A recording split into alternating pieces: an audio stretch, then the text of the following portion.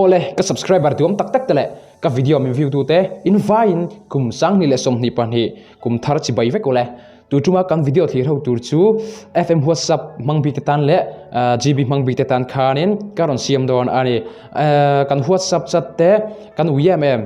bo thailo tura siam dan kha tuna chon kan lo en ho doni antirnan kan whatsapp alo cheta kanan hong thale ta amaro chu kan chat uymm khang huang kha mo alo bo vek thin ta ni khamia kha asiam dan tuna chualin a backup dan kan lo zir ho don ani ole ilo start ango tuna chuanin kan whatsapp hi achia angin kan lo da don tuna chuanin kapman lai try hi achia angin kan lo da phudang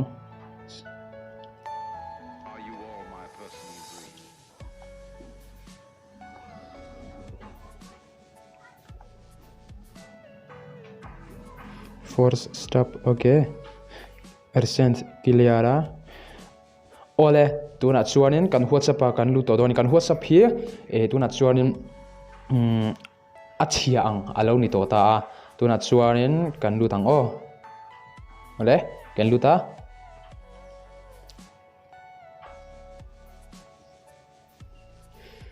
restore and agree and continue alo in display kan alo ang ti chuanin agree and continue hen kan lu tanga chuanin phone number chuna tur khalo in display ta ne ta hen kan phone number chu kan chu ve kan chunga whatsapp phone dan chu kan share deu vekha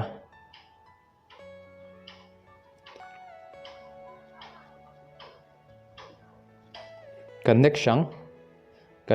a kan okay ang chuanin kan continue ang chuanin kan alo le ang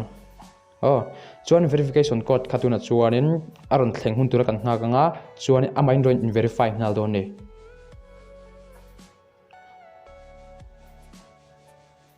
seven six two nine 858 356 SMS wrong number 7629858356 resending request a call or waiting before request ole aron thleng mai lo atuna hianin kan call ang call me requesting a call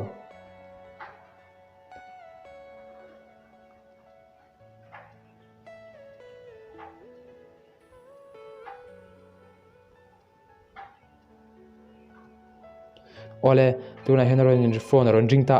kan answer ang a code number kha aron soido ni company khan kan answer anga loudspeaker kan dang 1141 your verification code is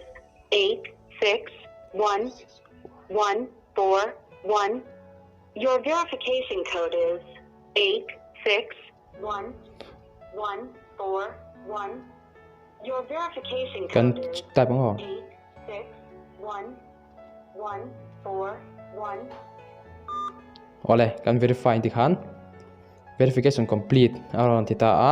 ti chuanin kan continue le ang ti chuanin kan alonga chuanin ole hi poimo ber ta chuane kan thil ti akha skip le restore aron display ta ti chuanin skip phi ti melo turani restore zo ka hian lu turani restore kan lu ta ole preparing to restore message ole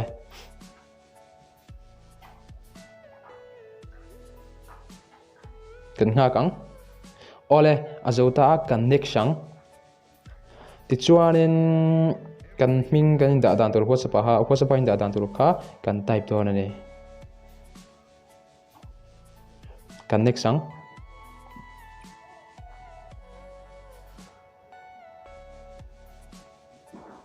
intelligent